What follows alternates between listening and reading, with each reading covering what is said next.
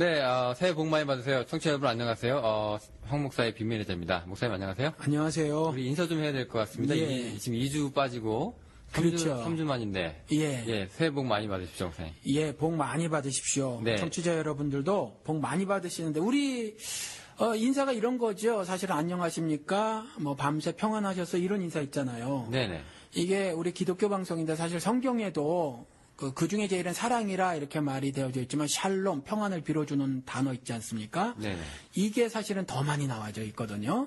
근데 올 한 해, 뭐 작년에 그것이 화두가 되기는 했지만, 안녕하십니까? 여러분들은 안녕하십니까? 이렇게 이제 대자보가 붙고 그랬는데, 이 방송을 들으시는 모든 청취자 여러분들 올 한 해는 샬롬, 하늘의 평안을 다 누리시는 한 해가 되기를 바랍니다. 네, 그 땅에도 좀 평안이 좀 왔으면 좋겠는데. 네. 최근 보니까 뉴스가 예. 좋은 소식이 항상 있는 건 아니고요. 그렇죠. 네, 지금 어떤 분 또 분신 자살하셨더라고요. 그러게 말이에요. 안타까운 일이에요. 네. 이분 자살하시고 나서도 이제 인터넷에 이제 말들이 좀 많이 있는데요. 그렇죠. 네, 모금도 시민들이 또 동참하시는 분들은 또 모금도 해주시고. 예. 네, 또 여러 가지 또 이슈들이 있었던 것 같습니다. 네. 이렇게 자살 이게 이 죽음이란 게요. 네. 이게 성경적으로도 지금 보니까 그런 얘기들이 좀 나오는데. 네. 자살만 가지고 우리 딱 잠깐만 얘기를 좀 하면. 네. 이거 뭐 자살하면 지옥 간다 이런 얘기 쉽게 하잖아요. 그렇죠. 아니 우리 새해 첫 방송부터 이제 자살 얘기하고 죽음 얘기하고 어둡습니다. 좀 그런데 이상하게. 그런데 사실은 누구나가 죽는 문제이기 때문에 이것이 그리고 시간이라는 것이 우리가 달력을 만들어 놨을 뿐이지 그냥 계속 흐르는 거니까 우리 뭐 그런 생각은 하지 말고 또 죽음이라는 것이 사실은 삶의 어떤 그 내용을 담고 있는 거니까 그렇죠. 죽음이라는 것이 죽음 자체의 의미라기보다는 죽음을 보고 말할 때는 그 삶을 이야기를 하는 거니까 사실은 자살 혹은 죽음을 이야기를 하는 것도 어두운 이야기를 하는 것이 아니라 삶을 조명해보는 그런 거니까 우리 들으시는 그 청취자 여러분들이 왜 이렇게 새해 첫 방송부터 어두운 얘기를 해 듣기 싫게 이렇게 좀 생각지 마시고 네네. 예 우리가 살아가는 이야기를 하는 거다 이렇게 좀 들으셨으면 좋겠어요. 그럼요. 이게 누구한테나 오는 거기 때문에. 그렇죠. 네, 이게 뭐 피해가려고 할 수가 없을 뿐만 아니라. 예. 네, 이거 좀 깊게 한번 조명을 한번 해봤으면 좋겠는데. 예. 일단 아까 제가 무식한 질문 하나 던졌었죠. 그렇죠. 자살. 네, 자살하면 지옥 가나요? 이렇게. 그런데 오래전에 정확하게는 모르겠지만 작년 뭐 언젠가 뭐 그랬던 것 같은데 제가 얼마 전에 또 봤어요. 또 하나 뭐 올려놨더라고요. 음성 파일을 올려놨던데 인터넷에 경기도에 뭐 전도사라는 분이 뭐 올려놓은 거예요. 그런데 첫 번째 그 자살에 대해서 이야기를 하는데 이분이 전도사라고 하시면서 여자분인데 빙의가 되셔서 무당처럼 빙의가 되셔서 이제 하시는 건데 뭐 영화배우 최진실 씨의 그 여동생 있잖아요. 최진영이라고. 네, 남동생.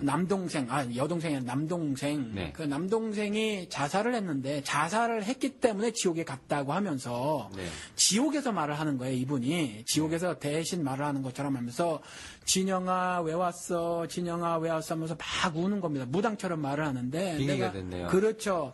네가 자살해서 왜 왔니? 그러니까 빙의가 뭐가 돼서 말하는 거냐면 최진실 빙의가 돼서 말하는 거예요. 최진실이 말하는 것처럼 누나인 최진실이 내가 애들을 잘 돌보라고 했잖아 이러면서 그렇게 무당처럼 하면서 그렇게 얘기했는데 기독교계 이 사람뿐만이 아니라 이 여전도사뿐만이 아니라 자살하면 지옥 간다고 이렇게 생각을 하는 사람들이 많이 했어요. 왜냐하면 생명은 하나님이 주셨는데 그것에 대해서 내가 마음대로 했기 때문이다. 네. 이렇게 말을 하는 것이 전반적인 기독교 시각이 아닌가 이렇게 생각이 들어요. 그거 제가 재작년인가요? 3년 전인가요? 몇 년 전 얘기도 들었는데. 예. 자기 자식 다 죽이고. 네. 예, 자기는 이제 살아남은 그렇죠. 어떤 살인자가 있었어요. 예, 있었어요. 예, 이름은 제가 지금 기억이 안 나는데. 예, 저도 까먹었어요. 근데 예. 물어봤어요, 기자가. 예. 당신은 왜 안 죽었습니까? 예. 라고 얘기를 했더니, 살인은 죄사함을 받을 수 있지만, 예. 자살은 지옥 가기 때문에, 예. 자기가 그리스도인으로서, 예. 그래서 자기는 스스로 죽지 않았다. 예, 맞아요. 저도 예. 그 소리를 들었는데 그것도 역시 누가 그렇게 말을 한 거죠. 아마 목사님이겠죠. 목사님이 그렇게 가르쳤고 그래서 그걸 진리로 받아들여서 아마 그렇게 얘기한 것이 아닌가 싶어요. 그러니까 기독교계 전반에서 네. 어떻게 보면 자살을 하면 지옥에 간다. 이것이 진리가 되어 있지 않은가. 그게 성경에서 말하는 진리인가는 또 다른 문제고, 그것을 진리로 받아들이고 있는 것이 지금 한국 기독교계가 아닌가, 그렇게 생각이 듭니다. 네, 그러면 아까 제가 무식한 질문에 대한 대답을 네. 다시 한번 드리면, 어떻게 되는 거예요? 이거 어디로 갑니까, 이분?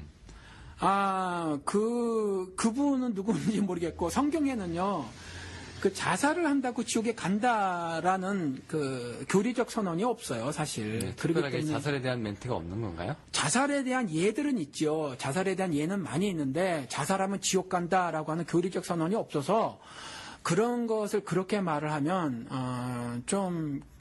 그 잘못이에요. 신학적인 잘못이고 신앙적인 잘못된 적용을 하는 것이 될 수 있습니다. 네, 그냥 그 권고로 여러분 자살하지 마십시오 정도인데 이제 그게 조금 와전돼서 그렇죠. 네, 뭐 그렇게 이해하면 되겠네요. 그렇죠. 사실 그 성경에서도 보면은 이게 자살한 사례가 좀 많이 있어요. 예. 그 뭐 우리가 잘 아는 그 가룟 유다가 예. 그 죄책감으로 인해서 이제 화장실에서 이제 수수밭이었나요? 어디였나요? 그 목을 매가지고 떨어져서 나중에 뭐 내장이 다 터져서 흐른지라 뭐 이렇게 나오고 그러죠. 그렇죠. 네, 또 무슨 사례가 있을까요? 근데 이제 유다의 자살 같은 경우는 좀 다른 자살하고 다르게 유다는 우리가 흔히 말하는 회심이라는 거 있잖아요. 자기 죄에 대해서 고민하고 갈등하고 죄책감에 못 이겨서 죽었어요. 그래서 저는 유다의 죽음에 대해서 좀 다른 생각이 좀 있어요. 이것은 신학적인 얘기라 뭐 자세하게 얘기할 수는 없지만 우리가 흔히 지금 말하고 있는 유다는 죄인이고 지옥에 갔을 것이다라고 하는 생각에 대해서 조금 신학적으로 다른 측면으로 좀 문을 열어놔야 되지 않을까라는 생각이 있어요. 왜냐하면 마태복음 27장에 그의 자살 기록이 나오는데 분명히 자기가 돈 받고 예수를 팔아먹었어요. 그런데 그 돈도 다 성소에 집어 던져버리고 말이죠. 그리고 죄책감 때문에 스스로 뉘우쳐서 그렇게 기록이 되어져 있거든요. 스스로 뉘우쳐서 목매어 죽은지라 이렇게 되어져 있거든요. 그래서 유다의 이 회심 혹은 회개라고 하는 거 회개하고 회심하고 약간은 다른데 미국 사람들은 회개는 repent라는 단어를 쓰고 회심은 convert라는 단어를 쓰잖아요. conversion. 그래도 아무튼지 이 사람이 이렇게 스스로 뉘우친 것이 이제 회개가 됐든지 회심이 됐든지 간에 아무튼지 간에 그러한 것을 했고 그 죄책감에 시달려서 스스로 죽은 거거든요. 아무튼 이와 같은 경우가 있고 이 밖에도 구약에도 사실은 아비멜렉도 있고 사울도 있고 또 다른 경우도 있어요. 그런데 아비멜렉이라든가 사울 같은 경우는 이제 어차피 죽을 것 같았어요. 왜냐하면 아비멜렉은 그 성벽에서 여자가 돌을 던졌거든요. 그게 머리에 맞았어요. 근데 이제 어차피 죽을 것 같으니까 부하에게 좀 죽여달라고 해가지고 죽은 거예요. 그리고 사울도 화를 맞고 중상을 입었는데 그래서 자기 부하인지 신하인지 아무튼 나를 좀 죽여라. 그래서 죽은 거예요. 이와 같은 자살이 있고요. 또 이 자살에 대해서 사실은 아비멜렉이나 사울의 이전 삶의 행적을 보고 하나님이 어떤 그 심판적 말을 하기는 하셨어도 이 자살한 것 자체로다가 사울이나 아비멜렉에게 뭐라고 하신 거는 없어요. 그것 때문에 유죄 판결을 하시지는 않았다는 거죠. 네, 그 당시 보면은 그 사울도 내가 살아서 중상 입은 채로 이제 적들한테 내가 유린을 당하느니 내가 왕으로서 이제 명예롭게 죽는다. 이런 어떻게 보면 안락사잖아요, 이게. 이순신 같은 경우와 비슷하다고 볼 수 있죠. 내 죽음을 적에게 알리지 마라. 이런 경우군요. 아비멜렉 같은 경우는 그랬어요. 저들에게 내 죽음이 알려지는 것이 여인의 손에 죽었다고 하는 것이 이제 부끄러운 일이 돼버리는 거죠. 그러기 때문에 이제 나를 죽여달라 이렇게 말을 했는데 아무튼 그런 경우가 있고 또 아이도벨이라는 경우는 이제 사울의 부하였단 말이죠. 사울에게 살살살살 가가지고 내가 다윗을 쳐 죽일 계략이 있는데 2차 저차 해서 이렇게 저렇게 하겠습니다. 그런데 그 계략이 어긋난단 말이죠. 그 뜻이 이루어지지 않으니까 죽어버려요. 이런 경우도 있고, 그러니까 이건 못난 죽음이라고 할 수 있죠. 못난 죽음이라고 할 수 있고, 또 시므리 같은 경우도 그 성읍이 함락되는 것을 보고 스스로 이제 자기가 살던 그 왕궁에 불을 지르고 그 가운데서 스스로 죽어버려요. 그러니까 이런 경우도 사실은 좀 어찌 보면 좀 못난 자살이에요. 그러니까 아무튼 자살의 이런 예들이 나오는데 그렇다고 해서 이 네 경우 모두 다 아비멜렉이나 사울이라든가 사울의 그 부하였던 아히도벨이라든가 시므리왕 같은 경우 자살 때문에 하나님이 정지하시거나 심판하신 기록은 없어요, 성경에. 그러니까 자살을 했다고 해서 지옥에 간다. 이런 말은 우리가 해서는 안 되지 않을까 생각이 든다라는 거죠. 네. 절대로 자살을 용인하고자 드리는 말씀은 아니에요. 그 과거에 그 영화 배우이자 이제 드라마 그 탤런트였던 그 이은주 씨, 예, 그분 이제 돌아가셨을 때. 네네. 그분도 이제 자살로 생을 마감을 하셨는데. 그렇죠. 그때 그 목사님이 그 이제 교인이었어요. 근데 그 목사님이 하신 말씀이 이제 인상이 좀 남는데. 예. 이은주 씨는, 자살을 한 게 아니라 우울증이라고 하는 병으로 돌아가셨다. 예. 이렇게 좀 지혜롭게 말씀을 하셔서. 예, 많은 사람들이 그래도 좀 덜 아프게. 예. 마음을 좀 위로해 주셨던 기억이 나는데. 그것이 사실일 수도 있어요. 예를 들면, 그게 보는 시각에 다른 거거든요. 예를 들어서 커피가 어떤 사람은 맛있고 고소하지만 어떤 사람은 쓰기만 하잖아요. 그와 같이 우리가 예를 들어서 알코올릭 같은 경우, 그 술에 중독된 걸 갖다가 어떤 사람들은 그냥 굉장히 큰 그 알코올 중독된 사람의 잘못으로 치부를 하지만 그 의사들은 그걸 환자라고 보고 있거든요. 질병에 걸린 거로 보고 있어요. 그와 같이 또 자살한 경우도 요즘에 사회학자들이 말을 하잖아요. 이것이 스스로 목숨을 끊은 거지만 우리가 흔히 말하듯이 자의도 있고 타의도 있지만 타의에 의한 자의가 있거든요. 요즘 어린아이들이 그 학교의 폭력 때문에 자살하는 것 같은 경우는 타의에 의한 자의란 말이죠. 그래서 이런 걸 사회적 타살이라 이렇게 말을 하기도 하잖아요. 그래서 이은주 씨라든가 그다음에 장자연 여배우 있잖아요. 네네네. 장자연이라는 여배우도 그 예쁜 여배우도 스스로 삶을 마감한 것도 사실은 그 언론사 형제들의 무지막지한 그 언론사 형제뿐만이 아니겠죠. 사실은 그 밖에 다른 권력을 가진 사람들이 그 여배우의 삶을 유린해서 방송국 PD도 있다 그러고. 예. 그래서 그와 같은 경우는 자살이지만 흔히 말하기를 그런 것들은 사회적 타살이라 이렇게 말을 하지 않습니까? 그렇기 때문에 자살에 대해서 그렇게 우리가 쉽게 판단하고 정지할 일은 아니다. 이렇게 생각이 들어요. 네. 사실 그 자살 뿐만 아니라 우리가 이제 그 좀 의미 있는 죽음을 이제 또 순교나 이렇게 얘기를 하잖아요. 그렇죠. 네, 그래서 솔직히 얘기해서 이제 소크라테스도 이제 악법도 법이라고 해서 이제 죽었지만 어떻게 보면 자기가 자기 죽을 걸 알고 이제 감옥에서 도망갈 수 있었는데 이제 끝까지 남아 있었거든요. 이것도 어떻게 보면 넓은 의미의 자살이에요. 그렇죠. 그런데 이제 아무도 거기에 대해서 이제 이 사람이 자살이라고 얘기하지 않고 그 자기의 신념을 지키는 의로운 죽음이었다라고 얘기를 하잖아요. 네, 그런 사례도 좀 있을 것 같아요. 그러니까 이번에 그 스스로 몸에 신나를 뿌리고 몸에 불을 붙이고 이제 떨어져서 스스로 삶을 마감하신 그분 같은 경우도 나이가 참 젊어요. 이제 40인가 41인가 둘인가 그러시더라고요. 그런데 그분 같은 경우도 자신이 스스로 그 삶을 마감하면서 말하고자 하는 그 무엇이 있었다라는 거죠. 그 무엇은 뭐냐면 사회가 이와 같이 약자에 대한 폭력을 휘두르고 있었을 때에 그것을 멈추라라는 메시지였다라고 저는 생각을 하는 거죠. 그건 정의롭지 못한 일이며 또 그와 같이 사회에 사지로 내몰린 사람에 대해서 그와 같은 무지막지한 폭력을 힘을 가진 자들아 그걸 걷어들여라라는 거거든요. 사실은 그래서 그런 죽음에 대해서 쉽게 말을 할 수 없는데 우리 삼손도 사실은 보면요 자살한 거란 말이죠. 그렇지 않습니까? 그렇죠. 그 사사. 그렇죠. 삼손도 사실은 자살한 거예요. 사실 삼손 보면요 거기에 근사하게 기록이 돼 있어도 제일 처음에 그 창녀를 막 두리번거리고 찾았다는 거죠. 그래서 창녀랑 잠을 자다가 또 한 여성의 사랑에 빠졌다고 하면서 그 치마폭에 휘둘린단 말이죠. 치마폭에 휘둘리고 결국은 그 죄 때문에 말이죠. 더 이상 삼손을 통해서 하나님이 일을 하지 않으시죠.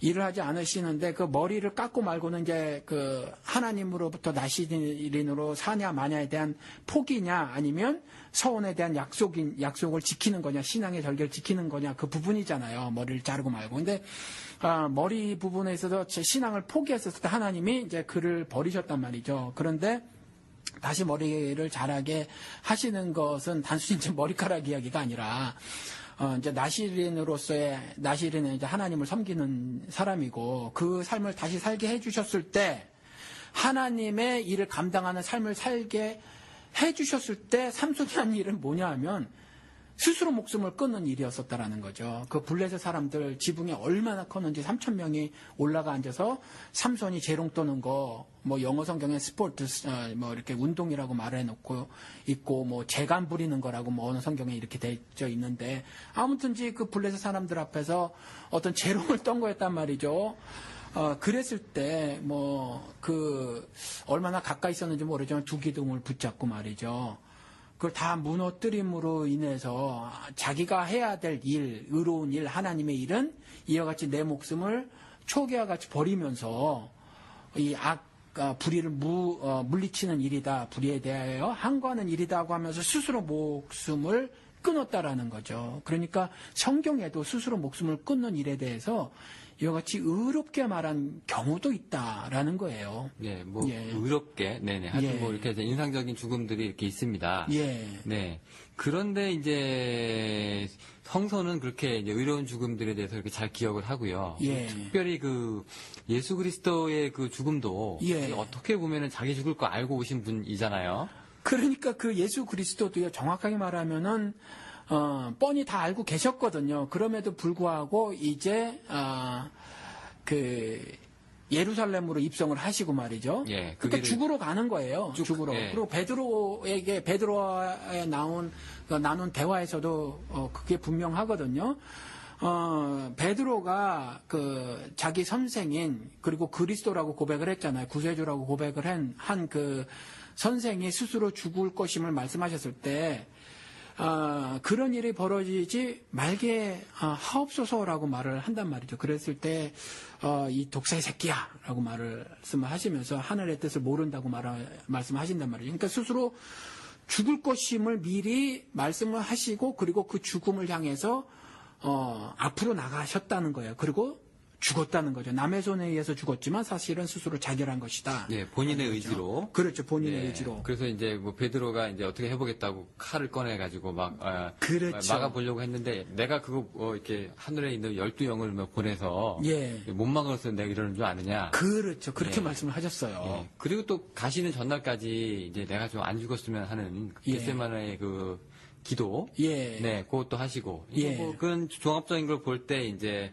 본인의 죽음을 확실히 아시고 그냥 말없이 걸어가셨다는 건데 이것도 광의의 자살로 보시는 거죠, 목사님도?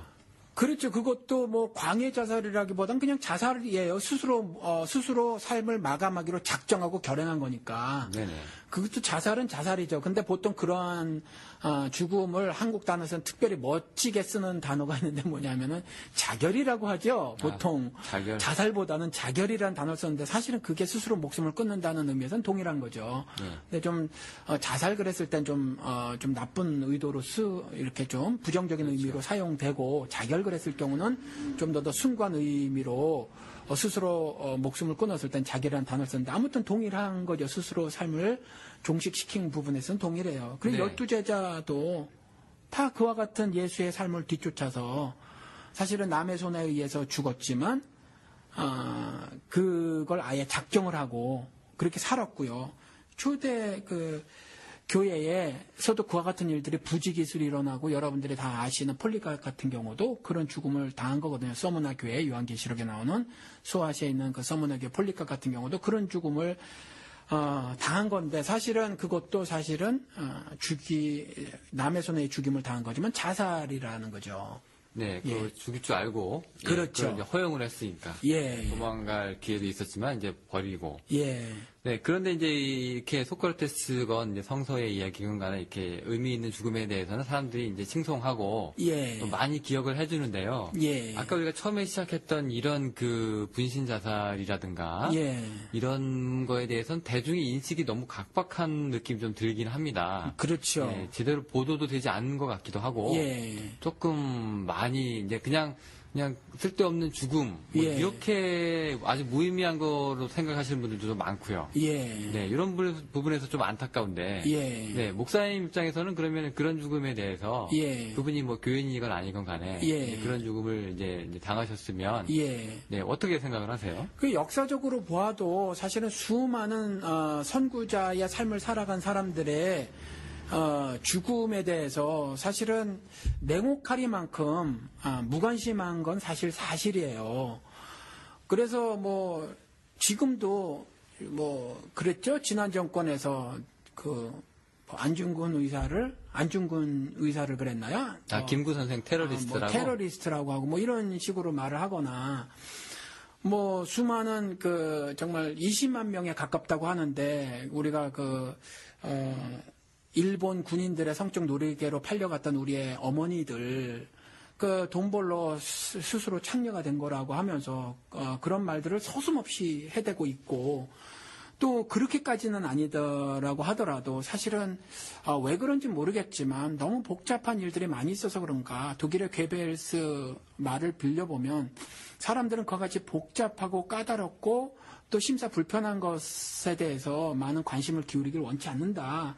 듣기 싫어한다라는 거죠. 그래서 그런지 어떤 소시민적 발상인지는 모르지만 그런 것에 대해서 굳이 뭐 관심을 두거나 눈길을 두려고 하지 않고 차라리 개그 콘서트를 틀어놓고 보는 거죠. 그런데 그러한 마음을 전부 다 이제 뭐라고 할 수는 없을 것 같아요. 제 생각에는. 그게 어떻게 보면 이게 진통제 역할을 좀 하는 건데. 네네. 근데 그 사회가 너무 진통제에만 매달려 있으면 그죠? 우리 한국 같은 경우에 이슈 있을 때마다 연예계에서 한 번씩 팡팡 터트리면 그렇죠. 묻혀버리잖아요. 네, 눈길 돌리는 건데. 근데 그런 물타기는 이제 뭐 악한 일이긴 한데 제가 드리는 말씀은 뭐 그런 것에 대해서 심정적으로 안타까움을 가지고 있거나 아니면 그들의 죽음에 대해서 좀 어떤 의미 부여를 한다고 할지라도 그럼에도 불구하고 그것에 대해서 관심을 좀 덜 기울이고 싶은 어떤 심정들이 있잖아요. 그래서 차라리 뭐 예를 들어서 뭐 지금은 좀 어떤지 모르지만 김연아가 얼마나 아름다워요. 그녀의 스케이팅 타는 모습을 보면 사실 마음이 이렇게 정말 오히려 정화되는 듯한 느낌을 들고 그런 거거든요. 그래서 차라리 그런 모습들을 보려고 하는 그런 마음들이 있지 않습니까? 그런 것 자체를 이렇게 어떻게 뭐라고 그럴 수는 없을 것 같아요. 제 생각에는. 네, 그게 어떻게 보면 이제 그런 스포츠나 이제 그런 이제 스타들이나 이런 걸로 이제 자부심을 느끼고 또 대리만족도 좀 하고요. 네, 이제 그런 건데 지금 중요한 거는 이제 너무 우리 사회가 이런 면에 대해서 이제 무관심해지고 심지어는 이토 히로부미 저격했다는 안중근 의사를 중국 당시에 거기에다 이제 우리나라에서 안중근 기념비 정도로 만들려고 했는데 중국에서 무슨 소리냐 이런 사람은 동상을 세워야 된다. 오히려 우리보다 더 크게 이제 가치를 두고 있다는 얘기죠.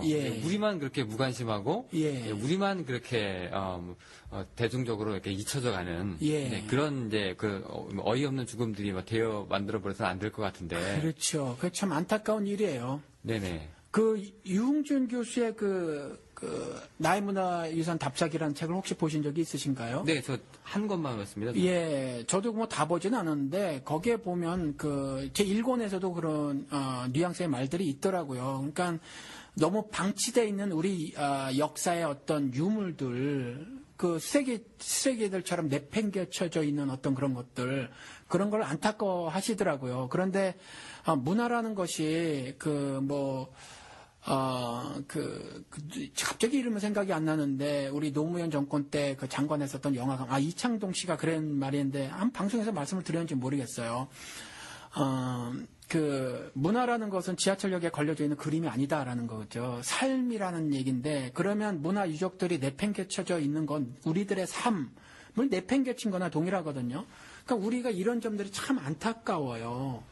안타깝고, 그래서 사실은 현재 진행형의 역사라는 것이 있는데, 이런 것들에 대해서 우리가 좀, 그것이 역사가 영어로 휴먼 어페어스, 히스토리도 있지만 휴먼 어페어스, 사람들의 일들이라는 얘기니까 그것이 우리들의 일들이어서 우리가 조금 더 관심을 좀 기울여야 하지 않을까. 그들은 왜 스스로 저렇게 목숨까지 끊어야 했으며 그걸 그냥 자기 삶이라고 자기 마음대로 했으니 저들은 지옥가, 특별히 기독교인들이 그런 식의 망발을 하는 것은 좀 주의를 해야 하고, 또 그들의 삶이 어떤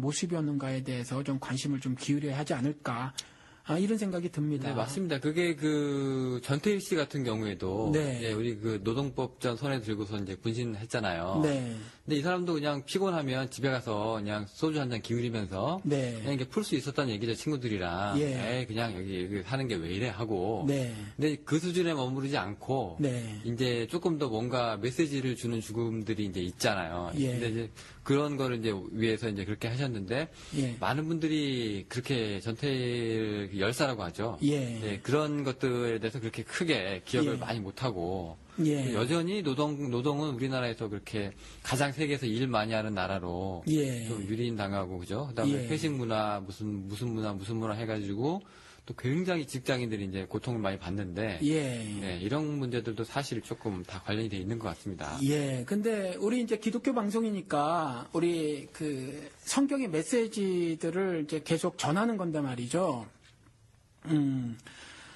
분명히 성경을 통해서 하나님은 교회에게 열쇠를 주셨거든요. 그래서 세상에서 교회가 해야 될 일들, 즉 교회가 구원과 심판 사역을 하는데 교회가 구원 사역을 할 수도 있고 또 교회가 심판 사역을 할 수도 있음을 땅에서 풀고 하늘에서 풀리며 땅에서 매고 하늘에서 매인다라는 말씀을 하고 또 고린도전서에서도 성도가 세상을 판단하는 줄을 알지 못하느냐라고 말을 했거든요. 우리나라 그 기독교계에서는 비판하지 말라 이 말 하나를 가지고 영적 독재를 이렇게 하기 위해서 절대로 어떤 영적 분별의 말들 그런 걸 못하게 만들었지만 사실은 그것이 교회 성도에게 주어진 사명이었고요.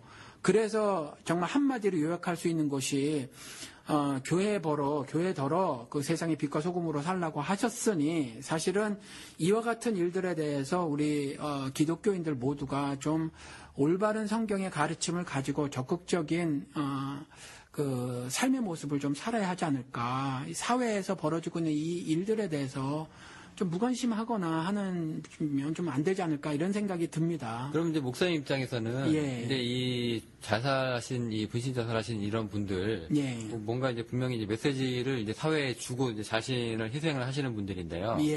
근데 그런 분들의 죽음이 이제 의미가 있는 건가요? 영적으로, 기독교적으로? 그렇죠. 의미가 있죠. 다 있습니다. 예를 들어서 로마서 13장 같은 경우는 이제 해석이 분분하기는 한데 분명한 건 모든 그 세상의 권세는 하나님으로부터 나지 않은 것이 없다라는 말에 이제 이 부분의 해석이 다른 건 지금 여기서 다루지 않고요. 이렇게 큰 틀에서의 해석은 한번 해보시자고요. 그러니까 성경에서 페르시아의 등장이라든가 바벨론의 등장 같은 것들을 하나님이 모르셨을까라는 거예요. 아니면 그와 같은 악의 세력들을 하나님이 키우셨을까라는 그것도 아니라는 거죠. 그래서 로마서 13장 1절의 그 말씀 모든 세상의 권세는 하나님으로부터 나지 않은 것이 없다라고 했었을 때 페르시아나 바벨론 뭐 이와 같은 것들 하나님이 이와 같은 정권을 조성했다라는 의미는 결코 아니라는 거죠. 하지만 그와 같은 것들을 하나님께서 여러 가지 방식을 통해서 예를 들면 어떨 땐 그냥 버려두심으로 어떨 땐 그들을 작정하시고 사용하심으로 하나님의 하늘 영광 즉 의를 드러내시는 일들이 있는데 예를 들어서 이스라엘의 죄악에 관영했었을 때 말이죠. 페르시아와 바벨론 이런 것들을 통해서 아수르 이런 것들을 통해서 결국은 이제 망하게 하시기 전에는 페르시아를 통해서 그 이스라엘에게 큰 징계를 내리시고 하고 뭐 이런 일들이 있었거든요. 그러니까 지금 하나님의 올바른 뜻을 드러내시기 위해서 사실은 기독교 교인이 아닐지라도 세상에 벌어지고 있는 그 모든 그러니까 세상에 살고 있는 모든 사람의 삶 그것들을 하나님이 다 간섭을 하시고 어떤 경우는 버려두심으로 어떤 경우는 적극적으로 개입하심으로 이렇게 저렇게 조정해 나가시고 하심으로 메시지를 전달하시는 것이 있어요. 그래서 전 9/11 같은 경우 미국에서 그 빌딩 폭파된 것 같은 경우도 미국 사람들에게 회개하라고 저는 말씀하시는 것 같다라는 거죠. 그것도 그와 동일하게 이번에 분신자살하신 분 같은 경우도 이거 같은 경우도 뭐 기독교인들이 사실은 하나님의 뜻을 올바로 나타내고 있지 못해요. 이런 것들을 하나님이 뭐 바벨론을 통해서 아수를 통해서 자신의 뜻을 드러내실 때가 있던 것처럼 예를 들어서 어떤 분이 이렇게 말씀하셨더라고요. 이번에 뭐죠 코레일 노조의 그 집행부가 뭐 옛날 같으면 맨날 그 명동성당으로 도망을 가는데 이번에 뭐 불교 뭐 어디 무슨 조계종이겠죠. 제일 큰 종당이니까 글로 도망을 갔다고 그래요. 그래서 경찰의 눈을 따돌렸다 이렇게 얘기하는데 어떤 분이 이런 표현을 하셨다고 인터넷 보니까 그 페이스북에 보니까 그렇게 표현을 하셨던데 이번에 그 기독교 신자였어요. 이번에도 하나님이 저를 사용하셨다. 이번에도 하나님이 중두를 사용하셨다. 이렇게 말씀을 하시더라고요. 근데 그것이 아픈 지적인 것 같아요. 하나님은 이제 다 사용하시는데 기독교인들이 이와 같이 사회에서 벌어지는 죽음 그리고 그런 것들 또 죽음뿐만이 아니라 여러 가지 어떤 이 벌어지는 일들을 통해서 하나님이 말씀하시고자 하는 것이 있는데 자신의 영광을 드러내시는 거죠.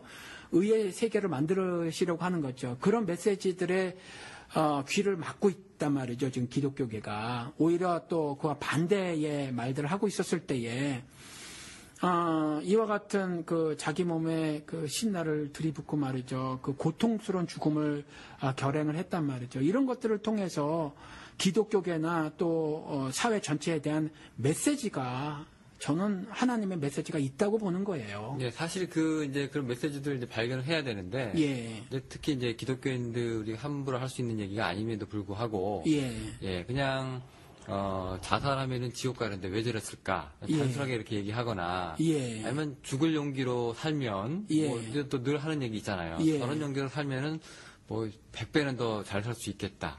뭐 이런 얘기 막 우리가 막 하잖아요. 너무나 쉽게 하는 말이죠. 네, 근데 죽는 사람한테는 그게 전혀 도움이 안 되고, 그렇죠. 도저히 여기서 이제 내가 더 이상 물러날 것이 없을 때, 저희가 이제 자살 찬양 방송은 아니지만은, 절대로 그게 아닙니다. 청취자 여러분들 그 부분은 오해가 없으셨으면 좋겠어요. 왜 그렇게 사람을 그렇게 죽을 수밖에 없게 사회가 이렇게 치닫고 있느냐, 뭐 이런 거에 대한 이제 메시지라고 저희가 이제 생각을 하는데, 옛날에 술 권하는 사회라는 단편 소설이 있었죠. 지금은 자살을 권하는 사회 같아요. 혹은 자살을 방조하는 사회. 자살률이 제일 높죠. OECD 국가 중에서. 그리고 청소년 자살률도 20여 년 전에는 미국이 1위였었어요. 미국이 그래도 20년 전이면 그래도 미국이 제일 잘 나갔을 때인데. 잘 나갔을 때인데 그때 뭐 실질적으로 1위였는지 모르지만 일본 수상이 한 말이에요. 그때 일본 수상이 이름은 제가 생각이 안 나는데 일본 수상이 그 뭐에 발끈했는지 미국의 그 대통령이 말에 발끈해가지고 말이죠 한 말이에요. 그때 이렇게 말을 했다는 거죠. 그렇게 미국이 훌륭하냐라는 거죠. 이렇게 지금 저처럼 이렇게 단세포적으로 말한 게 아니라 정치인답게 정치적 언어를 써서 말한 건데 내용은 그런 거였었어요. 그렇게 훌륭하고 좋다는 나라가 어떻게 청소년 자살률이 1위냐 뭐 이런 식으로 이제 말을 한 거였거든요. 그러니까 미국이 1위였었어요. 그 수상의 말대로라면. 근데 지금은 이제 한국이 1위라는 거죠. 그렇죠. 지금 보니까 가장 일 많이 하고 가장 애를 못 낳는 게 아니라 안 낳고 왜냐면 낳으면은 정말 힘들게 낳아야 되니까. 그리고 가장 이제 자살을 많이 하는 나라가 됐는데 이렇게 수치적으로도 우리한테 분명히 주는 메시지들이 있는데요.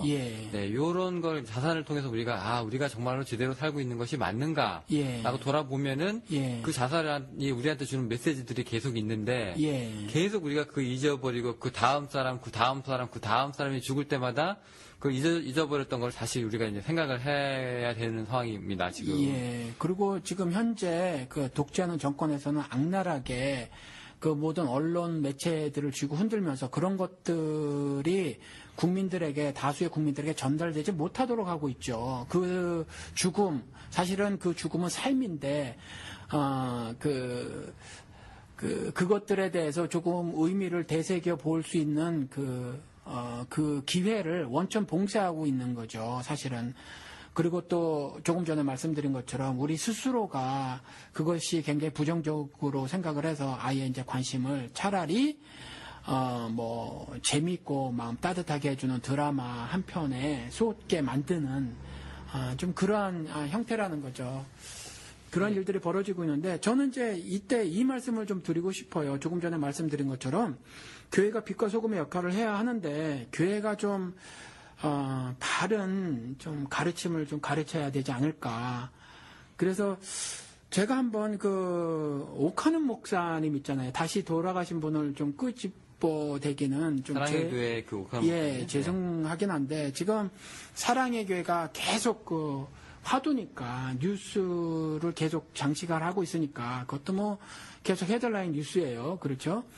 그러니까 이제 이런 부분을 가지고 우리가 한번 우리 삶을 되짚어보면 어떨까라는 생각이 듭니다. 네, 최근에 어떤 그 이슈가 있었죠.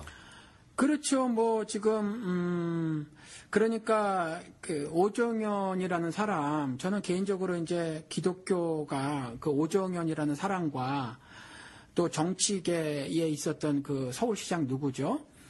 오시성을 가졌던 사람 갑자기 생각이 안 나네. 오세훈 씨 같은 오씨인데 말이죠. 이 두 사람 삶을 이 사람 두 사람의 말이나 행동을 보고 한번 비교를 해봤을 때 기독교계가 얼마나 타락을 했는가를 한번 이렇게 보는데 말이죠. 오세훈은 자기가 정치적 생명을 걸고 이렇게 말을 했단 말이죠. 그때 애들 점심 먹이냐 마냐 가지고. 네. 근데 약속을 지켰어요. 근데 오세훈이라는 사람은 약속을 안 지켰단 말이죠. 내가 이게 사실이고 사실로 드러날 땐 나는 목사직을 내놓겠다는데 안 지키거든요. 오정현 씨. 네. 그렇죠. 이제 이런데 오정현 개인의 비리도 엄청나지만 그리고 또 그가 가진 종교적 권력으로 인해서 사랑의 교회 전체를 진흙탕 속으로 끌고 들어가게 하는 엄청난 범죄를 저지르고 있고 그 교회 건물도 녹취록에서 이렇게 건축업자의 녹취록에서 나왔지만 우리 교회 판사가 250명이라는 동하면서 불법 건축이었단 말이죠. 이와 같은 일들에 대해서 굉장히 마음 안타까워하는 교인들이 300명이 길에서 예배를 드리다가 구건물에서 추운데도 예배를 드렸어요. 근데 그걸 강제적으로 막고 불법 점거니 이랬단 말이죠. 그래서 철문을 이렇게 용접을 하고 그랬을 때 그것을 뚫고 들어가서 예배를 드리고 그 사건으로 말미암아서 숫자가 이제 3,000명으로 늘어났단 말이죠. 지금 3,000명까지. 예, 3,000명으로 늘어났다는 거예요. 그러면 거기 출석 교인이 2만 몇 명이 된대요. 2만 3, 4천 명이 된다는데 그러면 이제 굉장히 많은 숫자라는 거죠. 그럼 이제 이와 같은 일들이 벌어졌었을 때 우리가 한번 이와 같은 두 양극단의 신앙생활을 보고 우리는 과연 어떤 모습을 취할까를 한번 살펴보는 것도 우리가 사회에서 벌어지고 있는 여러 가지 삶의 모습들, 형태들, 그리고 심지어 자기 목숨까지라도 끊을 정도의 어떤 일들을 벌이고 있는 것들, 그리고 왜 철탑 위에서 그야말로 소대본도 못 가리면서 거기서 왜 고공농성을 100일씩 넘게 벌이고 있는가? 아니면 할아버지 할머니들이 도대체 무슨 생각을 갖길래 밀양에서 송정탑 그걸 반대하고 그와 같은 일을 벌이고 있는가에 대해서 우리 기독교인들은 어떤 입장을 가지고 어떤 생각을 하고 어떤 윤리관을 가지고 말과 행동을 해야 하는가를 한번 살펴봤으면 어떨까 생각이 들어요. 네, 강정마을 전도사님도 아직도 예, 송광호. 네, 아직도 지금 투옥하고 계시죠? 그러죠. 감옥에 잉여의 잉여라고 하나요? 잉어 제가 지금 한자가 생각이 안 나서 아무튼 갇혀 계시죠. 네, 네. 근데 그분의 편지가 계속해서 가끔 복음과 상황이라는 잡지를 통해서 나오기도 하고 그러죠. 네. 지금 아까 양극단을 가지고 이제 목사님께서 이제 보셔야 된다고 이렇게 얘기를 했는데 양극단을 비교할 때 한쪽 극단은 그러면 사랑의 교회 같은 경우에 이제 오정현 목사하고 한쪽 극단은 여기 3,000명 예배드리고 있는 그런 교인들인가요? 어떻게? 그러니까 이제 그건 나타나는 현상이고 왜 이런 현상이 나타났을까를 한번 여러 개를 말할 수 있지만 꼭 하나만 오늘 얘기해 보면 어떨까? 왜 이런 현상들이 나타났을까? 왜 한쪽에서는 그와 같이 추운데도 불구하고 불법 점거라는 내 교회에 내가 들어가는데 불법 점거라는 말까지 들어가면서 현재 목사님에 대한 항거를 하며 예배를 드리고 있고 왜 또 다수의 사랑의 교인들은 그들을 불법 점거하고 있는 사람이라고 하면서 또 아니면 적어도 침묵을 하면서 따뜻한 데서 그들의 눈길조차 주지 않으면서 여전히 오정현 목사 특유의 그냥 엄청난 찬양을 통한 감정적 몰입 상태로 만드는 거 있잖아요.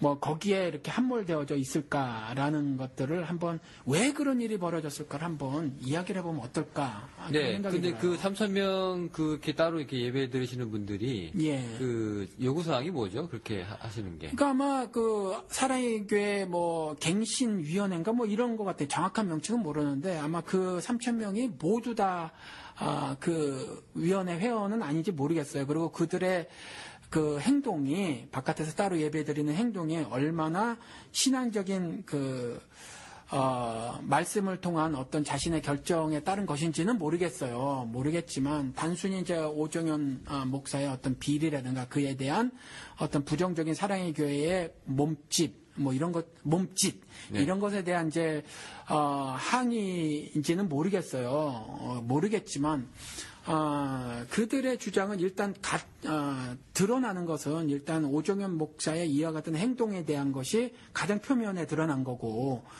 오정현 목사의 거짓과 또 그것에 대한 그 어떤 그 철저한 회개 없이 지속해서 설교 사역을 하는 부분들이라든가 또 그 밖에 이웃들에게 불편을 주고 또 실정법을 어기면서까지 불법적으로 그 건물을 지은 거 그게 수천억짜리 2천 몇백억짜리라잖아요. 그 돈이 뭐 보통 큰 돈이에요. 그거 가지고 왜 건물을 짓는가 하는 부분들을 비롯해서 그 밖에 이제 그것이 겉으로 드러난 거고 그 밖에 사랑의 교회 전체가 올바른 신앙생활을 해야 한다에 대한 여러 가지 말들을 그쪽에서 하고 있는 것으로 보여요. 그럼 이제 교회가 이제 이래서는 안 된다고 하는 이제 자각이 이제 일각에서 일어난 거고. 그렇죠. 그게 이제 지금 3,000명이라는 숫자로 이제 크게 이제 드러난 거죠. 확장이 된 건데요. 예. 근데 어디든 간에 이제 항상 이런 움직임들은 조금 있어 왔지 않나요? 예를 들어서 얼마 전에 우리가 얘기했던 것처럼 그 조영기 목사 우리 에피소드 했었는데, 네, 거기도 이제 뭐 장로님들이 나서가지고, 네, 이렇게 회개하면 우리가 용서하겠다. 뭐 다시 이제 위대한 세계적인 목사님 돌아와 달라. 그렇죠. 뭐 이런 거. 조금 다른 것 같아요. 그거하고 이거. 질적인 차이가 있어요. 그러니까 거기는 일단 수적으로 소수가 그리고 장로라는 어떤 종교 권력을 가진 사람들의 몇 명이 한 거고 그 다음에 그들의 입에서 나온 말들이요. 사실은 신앙적으로 수용하지 못할 것들이 좀 있어요. 그래서 그때도 우리 영우 씨가 말씀을 하신 것처럼 교인이 용서하지 않은 부분을 자기가 함부로 용서할 수 없거든요. 그것도 또 다른 모습의 영적 독재의 모습을 가진 거예요. 그러니까 조영기라는 불세출의 그 종교계의 거목, 기독교계의 거목에 어떤 세뇌를 받으셔서 그런지 그와 같은 말을 나름 개혁을 하겠다고 나오신 분이 그와 같은 그 우스꽝스러운 말을 우스꽝스럽기보다는 사실 어찌 보면 좀 무서운 말이고요. 둘째 그분이 뭐 10여 년인가 거의 20여 년 동안 뭐 조영기 목사에게 직언을 했다 이렇게 말하는데 20년 동안 왜 직언을 하고 있어요. 그 같은 모습이 보였으면 불의에 대해서 단호하게 그때부터 몸짓을 보였어야 하는데 그랬다고 하는 거 보니까 지금 사랑의 교회 교인들의 모습하고는 좀 질적인 차이가 있어 보인다라는 거죠. 네, 지금 이제 그 큰 나무가 있으면은 이 나무가 이제 집의 밑에 그 기초, 이 파운데이션을 이렇게 위협을 하면 보통 이제 뽑아버리는데, 이제 그러지 못하고 이제 워낙 큰 나무이고 이쁘니까 가지시기만 좀 합시다. 이런 차원에서 이제 끝나는 거가. 그것보다도 사랑의 교회 교인들의 주장은요, 그 사랑의 교회가 바른 신앙의 모습을 가진 교회가 되어야 된다가 그들의 말이고 완전히 거듭나야 되는 교회로. 그렇죠. 그런 주장을 하고 있는 것으로 들리고 그런데 그때 하상욱 장로를 비롯한 주변의 사람들의 말은 조영기 목사 개인 비리를 들추고 그것에 대한 약간 그 거목을 베지 말고 가지치기 좀 하면은 이 거목이 이제 경관도 좋고 이쁘니까 그 거목은 건드리지 맙시다가 이제 여의도 순복음교회 얘기가 아니냐. 뭐 지금 그런 얘기 같은데. 네. 그런 얘기였군요. 제가 오해했군요. 그 자살 우리 얘기 아까 분신 자살도 그렇고 여기 자기 몸을 던져서 이제 메시지를 남기시는 분들이 있는데 이거 빛과 소금의 역할을 이게 조금 하고 있는 겁니까? 어떻게 이 메시지로 보면은 그분들이 이제 선택한 방법은 아주 극단적인 방법이긴 한데 그분 같은 경우는 기독교인이 아닌 것으로 보이고 그래서 기독교적 신념으로 신앙생활로 한 것은 아니에요. 그렇지만 그렇다고 해서 하나님의 이 땅에서 자신의 뜻을 드러나는 일에 무관한가? 그건 절대적으로 아닌 것으로 보인다라는 거죠.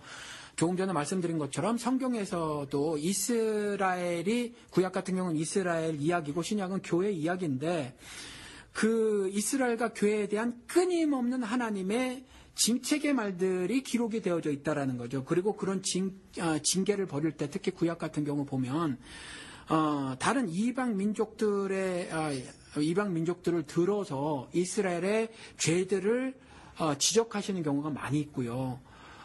그래서 사실은 그러한 그 비기독교인의 어떤 행함조차도 그것은 하나님의 어떤 하늘 메시지가 이 땅에 전해지는 것이다라는 저 개인적인 생각입니다. 네네. 저희도 옛날에 대전에 왔다 갔다 제가 많이 이제 방문할 기회가 있었는데, 대전역 앞에 이렇게 내려가면 이게 지하상가가 시작되는 입구에 이제 자파상 하시는 분이 있었어요. 예. 근데 어느 날부터 이제 제가 뉴스를 들었는데, 제가 대전 학교 때문에 왔다 갔다 했었었는데, 이제 졸업하고 나서 그분이 이제 분신자살 하셔가지고 이제 돌아가셨다는 얘기를 나중에 이제 들었거든요.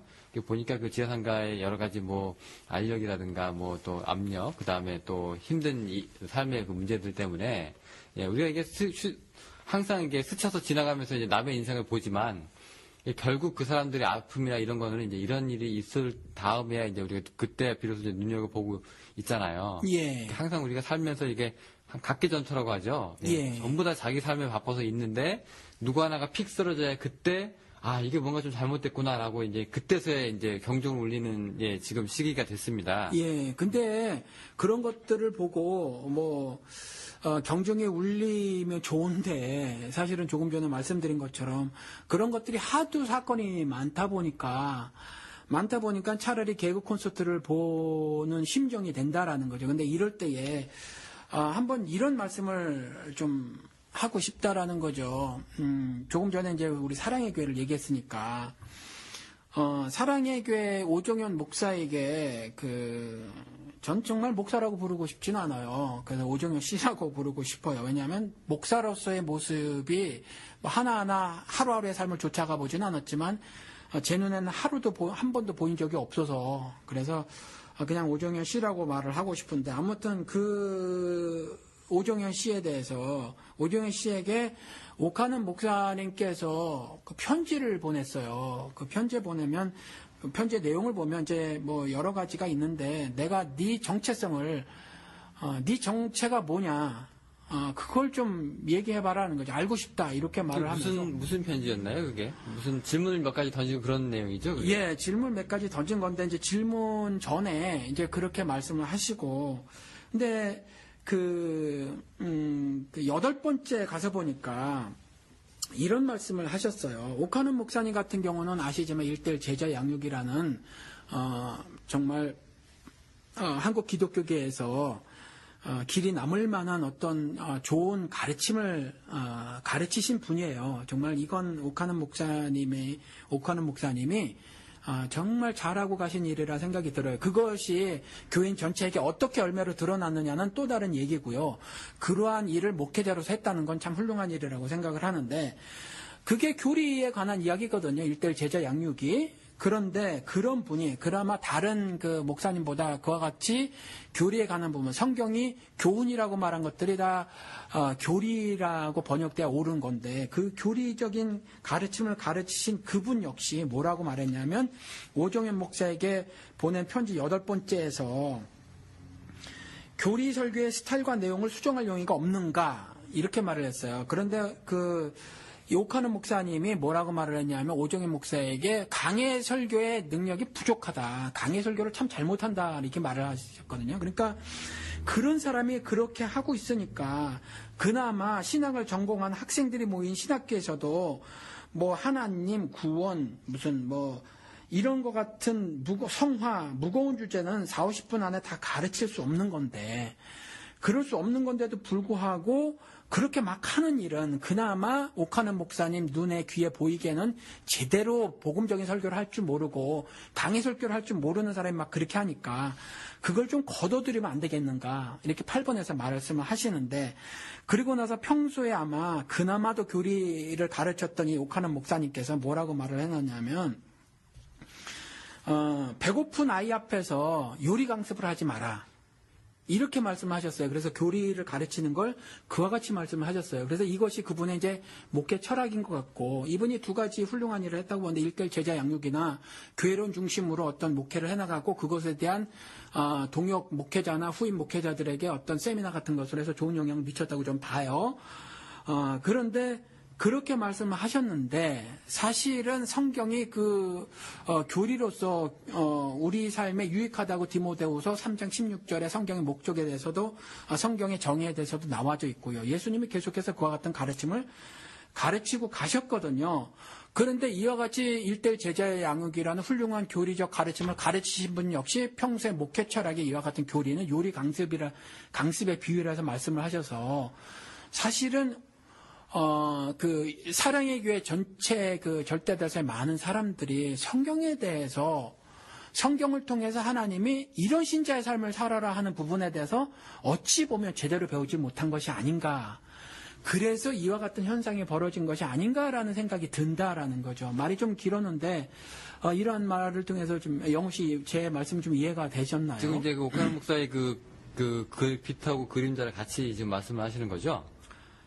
그렇죠. 오카노 목사님 개인으로는 이제 그와 같은 훌륭한 시도를 했고, 그것은 칭찬받을 만하지만, 역시 그것도 그 범위에 있어서는 너무 축소한 것이 되어서 너무 작아서, 그와 같은 성경을 통한 교리적 가르침에 대해서 이와 같이 약간의 부정적인 인식을 갖고 계셔서 그와 같은 가르침을 사랑의 교회 교인들에게 하지 않으셨던 것이 아닌가.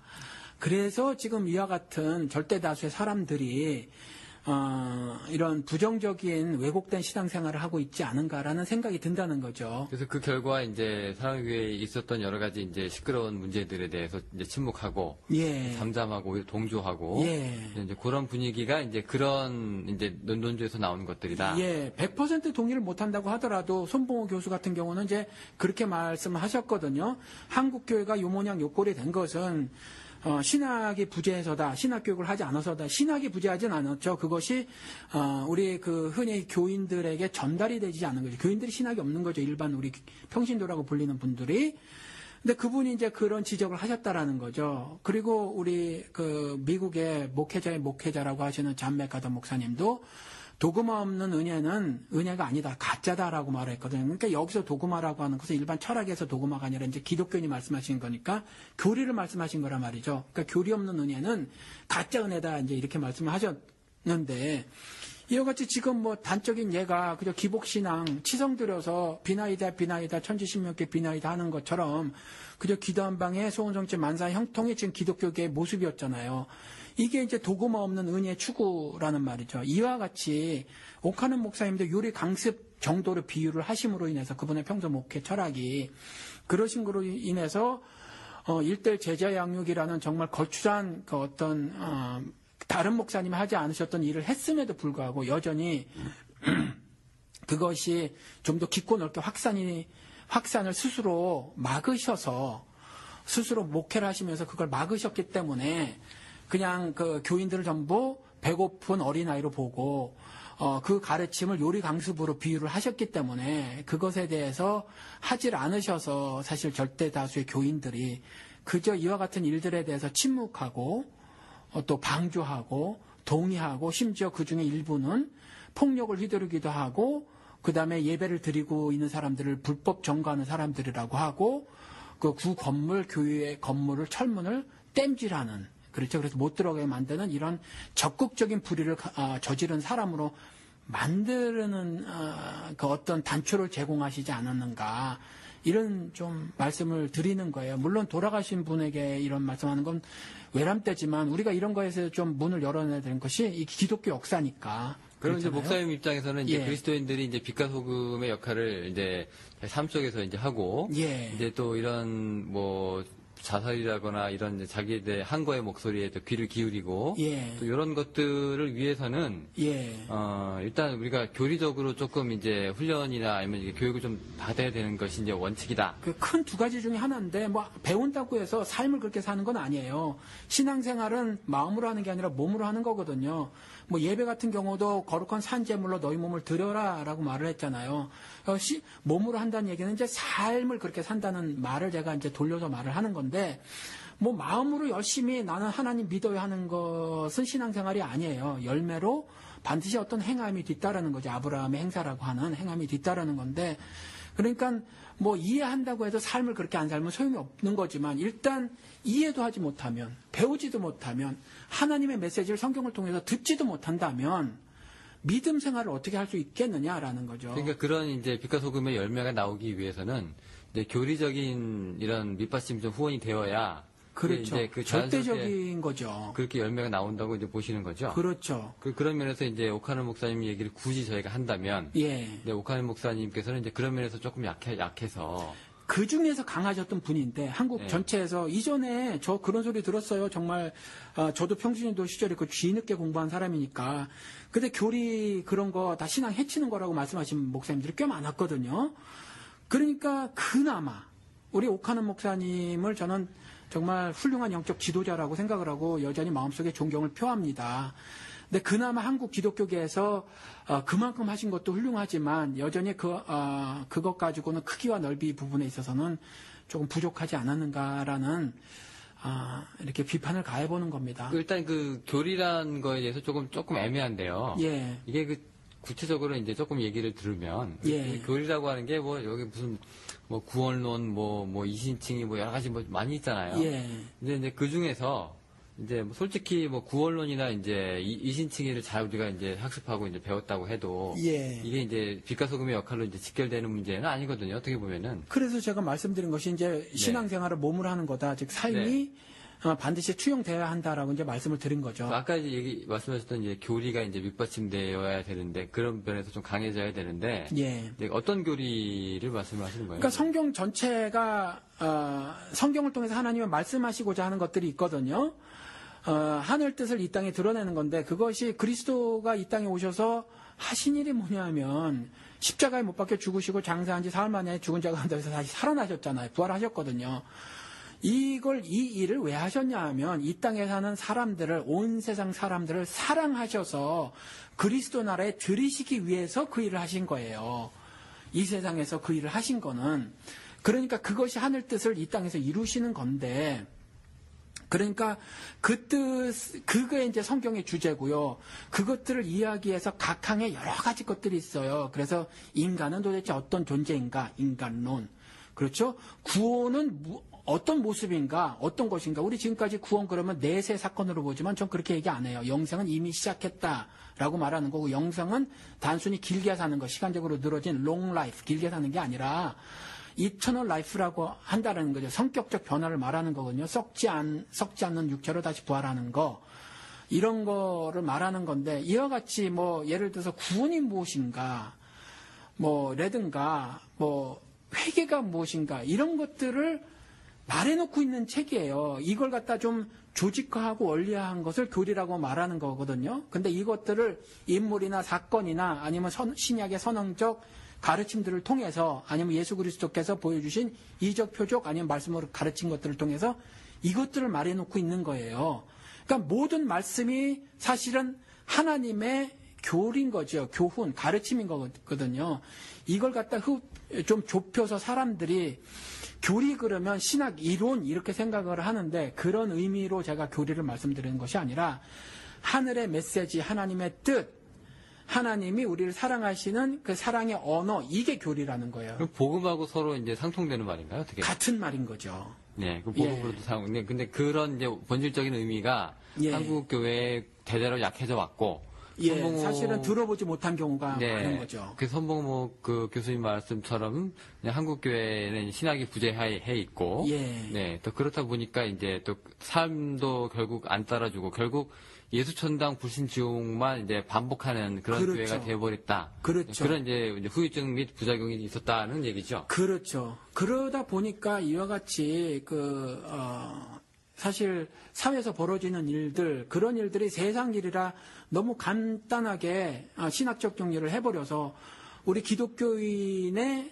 삶, 또 신자들의 삶, 이거하고 무관한 것처럼 쉽게 신학적 정리를 교인들이 해버린단 말이죠. 그런데 그게 아니라는 거예요. 우리 성경을 통해서도 조금 전에 말씀드린 것처럼 바벨론 기사가 왜 있고 애국 기사가 왜 있으며 페르시아 기사가 왜 있고 다니엘서에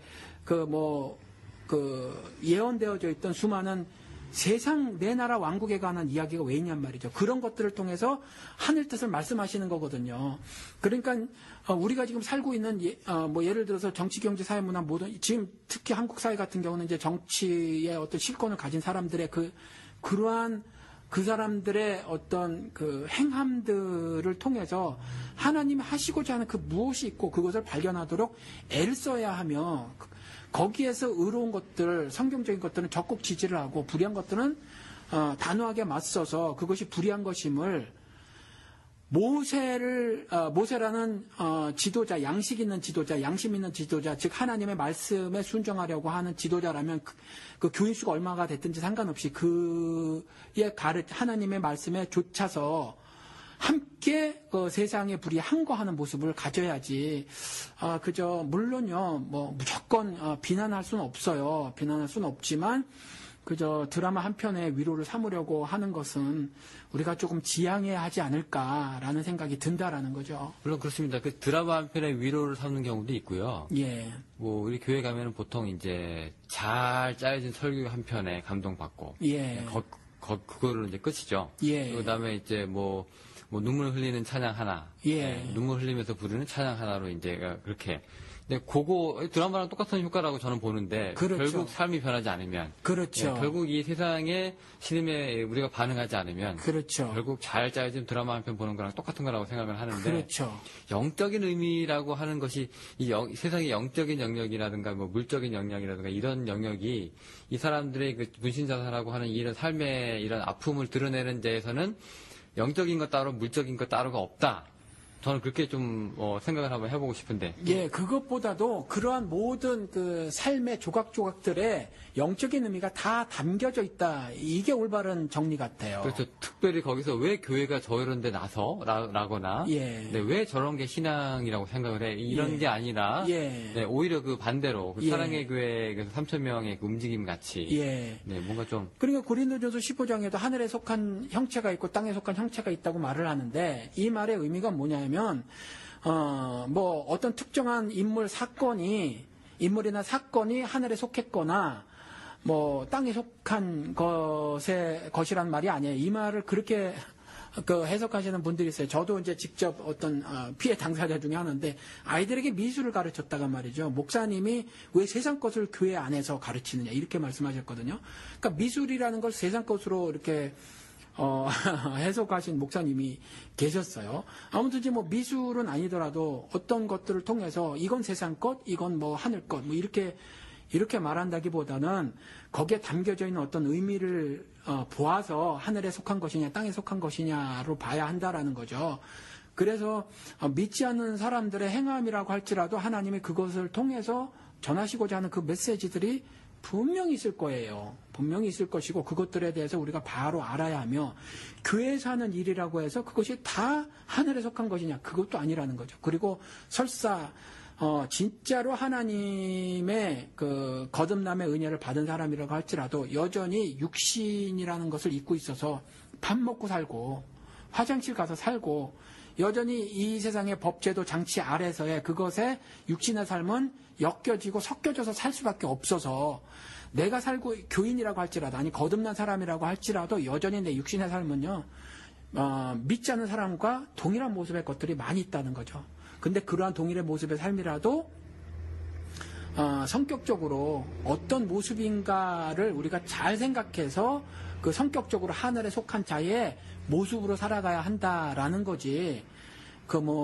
뭐 A는 뭐 이렇고 B는 이렇고의 그런 어떤 단순한 단세포적인 이분법적인 구분은 사실 성경적이 아니라는 거죠. 네, 그렇습니다. 그런 걸 우리가 이제 영적인 분별력이라고 하죠. 그렇죠. 이게 조금 이제 저게 무슨 사건이다라고 할 때 우리가 그걸 이제 영적으로 캐치해낼 수 있는 능력인데 이제 그런 것들이 이제 누군가의 죽음이라든가 뭐 누군가의 항거라든가 뭐 누군가의 뭐 외침이라든가 이런 것들을 신앙적이고 영적인 걸로 받아들일 수 있는 능력이 이제 본인한테 달려 있는 건데 그거를 위해서는 아까 목사님처럼 말씀하셨던 그 교리나 예. 그 복음에 대한 올바른 본질적인 이해 예. 이런 게 이제 관건이라는 거죠. 그렇죠. 그게 이제 1차적인 문제고요. 물론 조금 전에 말씀드린 것처럼 그 이해가 있어도 뭐 신학자라고 다 신앙인은 아니거든요. 그러니까 1차적인 이해가 있고 그다음에 이제 신앙생활이라는 거는 영혼이 하는 게 아니고 마음이 하는 게 아니고 몸이 하는 거예요. 뭐냐면 구체적인 모습을 띈다는 거죠. 실체가 반드시 있어야 한다는 거예요. 그리고 사실은요, 실제로 구원받은 사람이라면, 그와 같은 행함이라는 열매는요, 하나님이 내 삶을 통해서 성취하는 거지, 내가 어떤 노력으로 인해서 내 실력과 능력, 그 다음에, 나의 얻었던 어떤 도덕적 행함으로 인해서 성취하는 건 아니라는 거죠. 이건 그래서 절대적인 은혜라, 진짜로 예수 믿는 사람이라면, 이와 같은 일들에 있어서 마음 아파하는 정도로 그치는 것이 아니라, 사실은요, 좀 제가 좀 어찌 보면, 이렇게 좀 칼로 베는 듯한 말일 수도 있는데 하나님이 이와 같은 구원의 성취를 내 삶을 통해서 하시는 거거든요. 근데 그것에 대한 어찌 보면 내 불순종이에요. 그래서 좀 더 심하게 얘기하면 어떤 경우는 교회를 10년 다녔든 20년 다녔든 아직 어쩌면 하나님을 모르는 것일 수도 있다. 그런 것들을 수수방관하거나 방조하거나 심지어 더 나서서 그것들에 대한 압제를 하거나 하는 것들은 그럴 수 있다라는 거죠. 뭐 이전에 아시잖아요. 우리 기독교 역사에서 그 마녀 사냥 있었잖아요. 근데 그거 다 하나님의 이름으로 한 거거든요. 이단 신문소. 그렇죠? 뭐 그거 다 하나님의 이름으로 사람들 십자군 전쟁 뭐 이런 것들 네. 이런 것들이 다 하나님의 이름으로 사실 자기들의 더러운 그 탐욕들을 드러낸 거에 불과했던 거거든요. 합법화하는 거죠. 그렇죠. 네. 지금도 사실은 동일한 거거든요. 네, 원리는 같으니까. 예. 네. 조금 더 그 얘기를 좀 할게요. 뭐 예를 들어서 독일교회 같은 경우 우리 지난번 얘기했지만 히틀러의 정책에 독일교회가 그 정책에 따라 사람과 신앙생활을 한 게 아니에요. 똑같이 우리나라 그 예를 들어서 그 해방 전이나 해방 후에 다수의 교회들이요. 뭐 해방 전에는 뭐 일본 기독교를 통한 뭐 일본 총독부의 그 식민지 정책에 따라서 교회들이 그 정책을 따라 한 거에 많은 교회들이 사실은 거기에 올바른 신앙을 보인 교회가 숫자가 많지가 않아요. 사실은. 그리고 해방 후도 마찬가지죠. 미군정 3년 동안에 뭐 사실은 뭐 적산이란 재산 불화를 시키면서 막 공짜로 건물 주고 뭐 신학교 세우고 교회 세우고 막 영락교도 동일하고 말이죠. 이랬을 때 이들이 신앙생활을 했다기보다는 미군정의 정책에 따른 삶을 사는 거거든요. 이와 같이 현재도 동일하게 말이죠. 박근혜라는 정권의 정책에 따라 신앙생활하는 것이 아니라 그 세상 정권에 따라 세상 정권에 순종해서 사는 모습이 많이 보여요. 사실은 성경을 통해서 신자가 어떻게 살아야 되는가에 대한 질문들이 없다라는 거죠. 질문들이 없고 그저 이와 같은 어떤 일들이 다 있었을 때 상당히 이념화된 한국 기독교 교회니까 특별히 이제 이념 중에서 반공 이데올로기라는 것에 많이 함몰되어져 있는 한국 기독교 교회니까 그냥 이것이 어떤 절대적인 기준이 되고 이것들이 성경을 보는 어떤 그 프리즘이 돼가지고 말이죠. 이것들을 통해서 성경들을 이해하고 해석하고 또 적용하고 하니까 이와 같은 이분법적인 사고가 발생하고 그래서 뭐 교회 바깥에서의 일들은 역시 세상 사람들의 일들이 알아놓고 쉽게 치부해 버리는 일이 발생하고 그다음에 자정이나 개혁의 목소리에 대해서는 철저히 그 묵살하고 심지어 탄압하고 하는 일들을 보이면서 나는 거듭난 신자다라고 하는 잘못된 신앙생활을 하고 있다라는 거죠. 근데 다시 말씀을 드리면 그럼에도 불구하고 마음속으로 심정적으로 그러한 죽음이라든가 올바른 일에 대해서 심정적으로 안타까움이라든가 동조를 표하지만 너무 머리가 아파라고 하면서 드라마 한 편의 위안으로 삼으려고 하시는 분들에 대해서는 사실은 뭐 비판의 여지가 있지만 그럼에도 불구하고 그런 사람들을 전부 비난할 수는 없다. 뭐 비판이나 비평은 좋은 거잖아요. 근데 비방이나 비난은 안 좋은 거지만 그래서 약간의 비판은 할 수는 있지만 비난이나 비방은 저는 하지 않는다라는 거죠. 그렇습니다. 이 자살하시는 분들도 예. 집에 가서 드라마 한 편 보고 스트레스 사길 수도 있고요. 그렇죠. 술 한잔 나누면서 그냥 잊어버려 할 수도 있었지만은 예. 그러지 않았다는 얘기죠. 예. 이제 그게 극단적인 방법을 선택할 수 있는 방법이 그렇게밖에 할 수 없었던 이 사회에 우리 모순적인 부분들을 우리가 언제까지 침묵할 것인가, 언제까지 이제 참아내야 될 것인가. 그렇죠. 우리가 기독교인으로서 특히 조금 더 민감하게 이런 부분을 캐치해내고 좀 이렇게 같이 함께 이제 누군가의 죽음에 대해서 얼버무리고 대충 넘어가는 일이 없었으면 좋겠다. 이제 그런 말씀이시잖아요. 그래서 예수님이 이 땅에 아예 죽음을 작정하고 오셨고 성부 하나님께서 독생자 예수 그리스도를 아예 죽이시려고 작정하고 보내셨거든요. 그런 것처럼 성부 하나님께서 나를 그렇게 보내신 것처럼 나도 제자인 너희들을 그렇게 보낸다 그랬거든요. 그리고서 그럼 죽으라는 말이에요. 그리고 하신 말씀이 뭐냐 하면 살고자 하는 자는 죽을 것이고 죽고자 하는 자는 살 것이라고 말씀하셨으니까 우리가 이 예수 그리스도의 말을 잘 마음속에 새겨서 말이죠. 내 육신적 안위를 돌보는 것보다 이 땅에서 신앙의 절개를 좀 지켜나가도록 몸부림을 쳐야 되지 않을까 그런 생각이 듭니다. 네. 흔히 우리가 듣는 얘기 중에 그런 얘기가 있습니다. 누군가의 우리가 지금 살고 있는 삶에 누리는 삶이 누군가의 안타까운 죽음으로 이제 우리가 누리는 것이라고, 그 사람들의 이제 자살이란 극단적인 방법을 우리가 너무 이제 무조건 비난할 것이 아니라. 그렇죠. 물론 그런 거기에 대해서 우리가 찬양해서도 안 되지만. 그렇죠. 네. 우리가 이제 다시 한번 그 속에 담겨져 있는 영적인 메시지 혹은 이 사회가 잘못되고 있다는 그 하나님이 주시는 그런 메시지를 우리 목사님 얘기처럼 잘 우리가 분별했으면 좋겠습니다. 오늘 긴 시간이었는데 우리 청취자 여러분들 잘 들어주셔서 너무나 감사드리고요.